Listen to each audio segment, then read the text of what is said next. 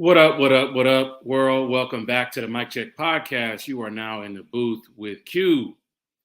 Today's topic, as you guys can see on the screen, we are going to be giving our final prediction, or at least my final prediction, for Spence versus Crawford.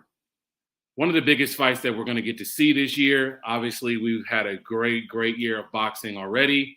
Lots of fights to look forward to in the future.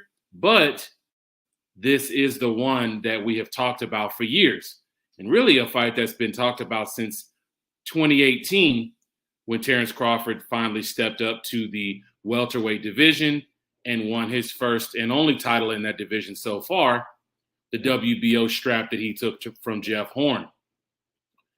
Errol Spence obviously has gone into this fight as not only the A side, but he's also gone into this fight as the guy who's the more experienced guy at the weight, the guy who has more belts, the bigger draw of the two guys.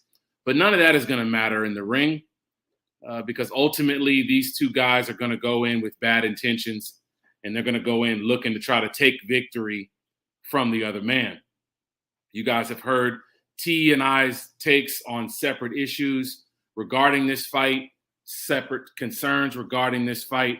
And ultimately, for me, when you have a fight this close, because I think that this is a very close fight and a difficult fight to call, you always have to try to lean towards the more well-rounded fighter, the guy who you feel can do more things in the ring, because ultimately both of these guys are going to be forced to adjust and potentially change their game plans more than once or twice throughout a 12-round fight to try to pull out this victory. If you're looking skill for skill, I think that Terrence Crawford probably has the advantage in the speed department. He probably has the advantage in the counter-punching department, and he possibly has the advantage in the ring IQ department. Errol Spence, on the other hand, potentially, I believe, has the advantage in the size and strength department. He potentially has the advantage, I believe, in the body punching department. And I also think that he probably has a better jab than Terrence Crawford. So these guys equally have things going well for them that they can look to use that will help them find their way to victory. But you're not here to see me ride the fence. You're here to hear my take, and you're here to think of what I believe is going to be the ultimate winner of this fight. For me, the most well-rounded guy between these two is clear-cut for me that it's Terrence Crawford. Terrence Crawford has proven in multiple occasions, in multiple outings through 3 different weight classes, that he's found ways to adjust and win fights in a variety of styles. For me, that is probably the biggest difference between these two guys, in my opinion, is that Spence pretty much fights the same kind of fight in every fight. He starts off gauging the distance with his power jab. He starts off by trying to maybe attack the body to see what's available there. And ultimately, by the middle rounds of a fight, he ramps up the pressure, he amps up the volume, and tries to drown you. But what happens if that doesn't work? Or what happens if Errol Spence gets hurt early in this fight and he's cautious about turning up that volume, about trying to put himself in harm's way to be countered by what I believe is one of the best counterpunchers in the game, in Terrence Crawford. Now, don't think that I can't see a possibility that maybe Spence can win this fight. I do think that there's a strong possibility that he could do so. But if I'm going to pick in a 50-50 fight, a truly 50-50 fight, I think that Crawford has the better chance of winning this fight because he can fight in a variety of ways. He can counterpunch with Spence's jab. He can fight at the orthodox stance. He can fight southpaw. He can fight on the back foot. And he can also be a pressure fighter when need to. Another factor that I think is going to be huge for Crawford is the fact that Errol Spence in his last 3 fights has had mental lapses, whether it's because he's been hurt or whether it's just because he gets distracted or whether it's because the mental strain of having to be so focused and locked in for 12 rounds is difficult for him to do. He's slipped and he's been hurt on more than one occasion in all 3 of his fights. most recent fights. The fight with Ugas, he was hurt. The fight before that against Danny Garcia, he was hurt. And the fight before that against Sean Porter, he was hurt on more than one occasion.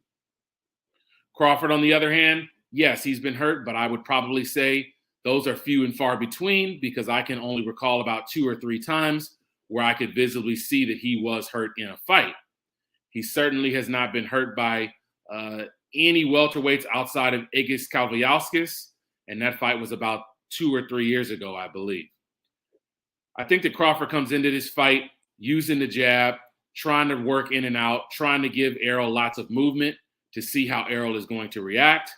I think that Errol at some point will get frustrated with that movement and try to amp up the pressure. And while coming forward, I think he's going to get met at the front door by some hard punches, by some hard counters, and Errol will have a decision to make at that point. Does he want to continue to knock on that door, or does he want to play it safe and just hope that he can win this fight as a 12-round decision behind his jab, ultimately on the cards? The one issue I think that he may have with that is that obviously Errol Spence is the bigger, taller guy, but he's not the longer guy. Crawford comes into this fight with a 2-inch reach advantage. Crawford's listed reach is 74 inches, while Spence's reach is listed at 72 inches. Something that's pretty interesting because obviously Crawford is about 1.5 inches, maybe just 1 inch shorter than Spence, who's the naturally bigger guy from a physical standpoint. Now, at the point of recording this video, both of these guys have made weight. So the fight is happening as far as we know for right now. There have not been any issues. So that's not going to be something that factors in. Both guys have made weight. Now it's ultimately just on how well are they able to recuperate and prepare themselves for what will probably be the hardest fight of both of their careers. Errol Spence comes into this fight needing to put the pressure on Crawford and force him to lose those early rounds, because Crawford has typically been a slow starter as he gauges distance, gauges timing, and tries to figure out what his opponent does, reacting to his feints and his outside boxing work. But I don't know that Errol Spence necessarily is going to go in gung-ho, starting with a fast pace from the beginning, not only because he may tire late in the fight, but also because he doesn't know necessarily the strength or the extent of Crawford's power early in those rounds. So I think that this fight heats up quickly. I don't think it takes more than really 2 rounds. But ultimately, my decision and my pick is that I do have Terrence Crawford winning this fight by a 9th round TKO or a KO stoppage victory, becoming the first 4-belt undisputed welterweight champion we've had since nearly 15 years ago when Zab Judah held that title. You guys let me know what your thoughts are in the comment section below. Make sure you share, like, and subscribe to our channel. We appreciate all your feedback on other topics you'd like for us to consider. For the rest of you guys out there, thank you so much for watching. Thank you for being continuing supporters of us. And we look forward to this fight. You guys look out for our reaction videos, as we'll do those at some point next week. Hopefully T and I can get on together and do that. But otherwise, you guys enjoy your weekend. Enjoy this great and wonderful fight that we're getting to have. And who knows, maybe if the fight is close enough, we'll get a rematch at 154 pounds. All we can do is watch, but we certainly will be. You guys have a good night.